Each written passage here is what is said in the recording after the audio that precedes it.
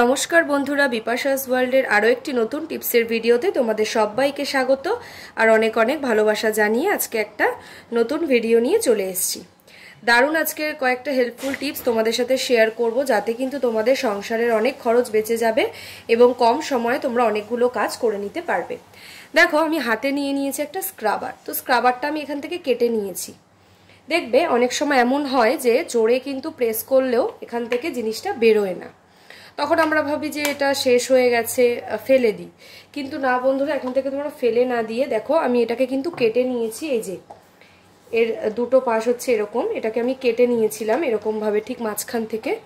তো কেটে দেখো, এইটাতে কিন্তু কিচ্ছু নেই, কিন্তু এটার মধ্যে দেখো অনেকটা স্ক্রাবারই কিন্তু রয়েছে। দেখো, এটা মোটামুটি 2-3 দিন চলে যাবে, তাহলে কিন্তু অনেকটাই আমাদের সংসারে সাশ্রয় হবে টাকাটা। তো দেখো, এবার এটা কিন্তু রাখারও একটা ব্যবস্থা করতে হবে। এটা তো খোলাভাবে যেহেতু কাটা হয়ে গেছে, খোলা রাখলে হবে না, যেহেতু আমরা মুখে এটা ইউজ করব বা বডিতে যাই হোক, এটা ফ্রেশভাবে পরিষ্কারভাবে একটা জায়গায় যত্ন করে কিন্তু রাখতে হবে। তখন আমরা এটা কোনো প্লাস্টিকে হয়তো বেঁধে রাখি বা কোনো কৌটোতে রাখি, কিন্তু এখন আর কিছু করতে হবে না, এটা দিয়েই রাখতে পারবে। এই দেখো আমি যেভাবে রাখি, এই যে এটাকে কাটা হয়ে গেছে, আর এটার মধ্যে ঠিক এটাকে একটু চেপে ঢুকিয়ে দেবে। ঢুকিয়ে দিলে কি হবে দেখো, এরকম ভাবে ভালো করে কিন্তু দেখো আমি এটা ঢুকিয়ে দিয়েছি। এই যে তার ফলে দেখো এটা কিন্তু একটুও ফাঁকা নেই, পুরো দেখে মনে হচ্ছে কিন্তু একেবারে নতুন কেনা হয়েছে বা একেবারে কৌটোটা ভর্তি। এটা যে কাটা হয়েছে সেটা কিন্তু দেখে দেখো মনেই হচ্ছে না। তো এইভাবেই কিন্তু তোমরা রেখে দিতে পারো, তাতে করে তোমাদের জিনিসটাও ভালো থাকবে আর যত্ন সহকারেই থাকবে। তোমরা এটা মুখে সেফলি ইউজ করতে পারবে। টিপসটা ভালো লাগলে অবশ্যই লাইক করে দিও আর কমেন্ট করে জানিও ভালো লাগলো কিনা। চলে যাচ্ছি পরবর্তী একটি নতুন টিপসে। পরবর্তী টিপস নিয়ে চলে আসলাম। দেখবে বন্ধুরা, আমাদের বাড়িতে দরজায় কিন্তু যখন হাওয়া দেয় বা আমরা যখন দরজাটা ওপেন করি বা বন্ধ করি, তখন কিন্তু দেখবে দরজার এরকম কোণার থেকে কিন্তু ক্যাচ ক্যাচ করে বিচ্ছিরি একটা আওয়াজ হয়।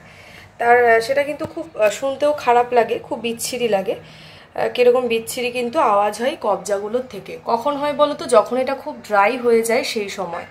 তো আমরা যদি একটা টিপস ফলো করতে পারি, তাহলে কিন্তু এই সমস্যাটার থেকে আমরা মুক্তি পেতে পারি। চলো সেটা দেখাই।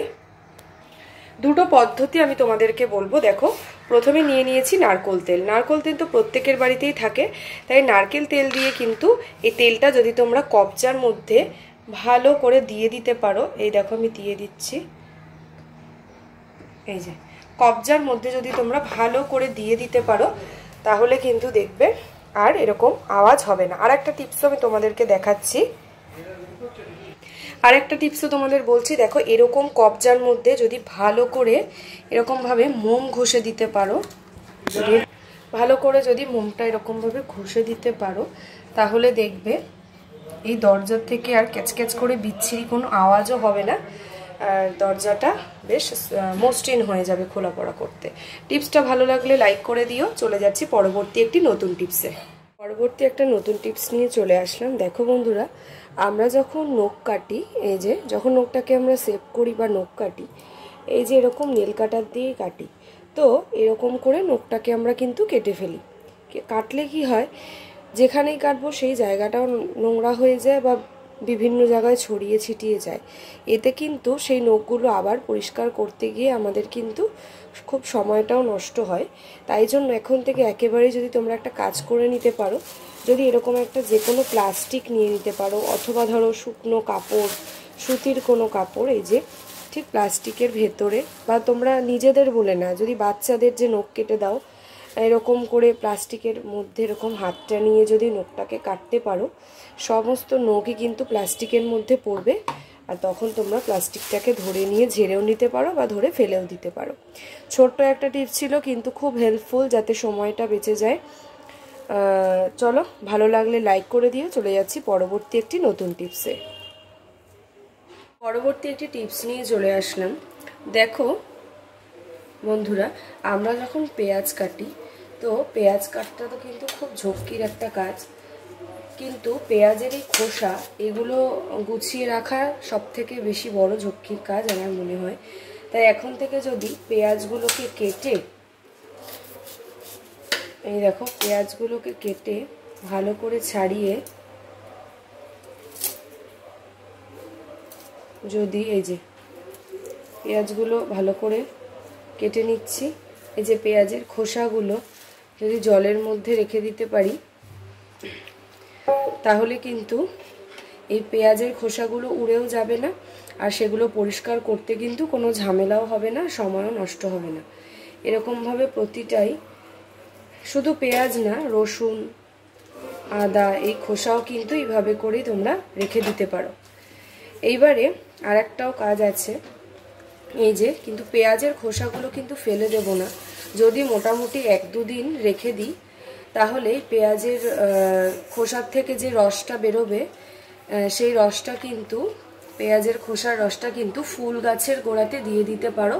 তাতে কিন্তু ফুলের যে ফলন সেটাও যেমন ভালো হয়, আর এই পেঁয়াজের রসের যে মানে ঝাঁঝালো গন্ধ, সেটার ফলে কিন্তু কোনো গাছের মানে ফুল গাছের বিশেষ করে গোড়ায় কোনো পোকাও হবে না। যে পাতায় যে পোকা থাকে, এইটা যদি স্প্রে করো, এই খোসা ভেজানো জলটা 1-2 দিন রেখে যদি সেই জলটা স্প্রে করো তাহলে কিন্তু ফুল গাছের পাতাতেও কোনো পোকা ধরবে না। এই টিপসটা যদি ভালো লাগে অবশ্যই লাইক করে দিও, কমেন্টে জানিও যে আজকের ভিডিওর কোন টিপসটা তোমাদের সবথেকে বেশি ভালো লেগেছে। আর এরকম নিত্য নতুন টিপস পাওয়ার জন্য অবশ্যই বিপাশাস ওয়ার্ল্ড চ্যানেলকে সাবস্ক্রাইব করে পাশে থেকো। পাশের বেল বাটনটা কিন্তু অবশ্যই অলে প্রেস করে রেখো আমার ভিডিও নোটিফিকেশান খুব তাড়াতাড়ি পাওয়ার জন্য। আজকের মতন এই পর্যন্তই, পরের দিন নতুন ভিডিও নিয়ে আবারও দেখা হচ্ছে। ততক্ষণ তোমরা সবাই ভালো থেকো আর সুস্থ থেকো।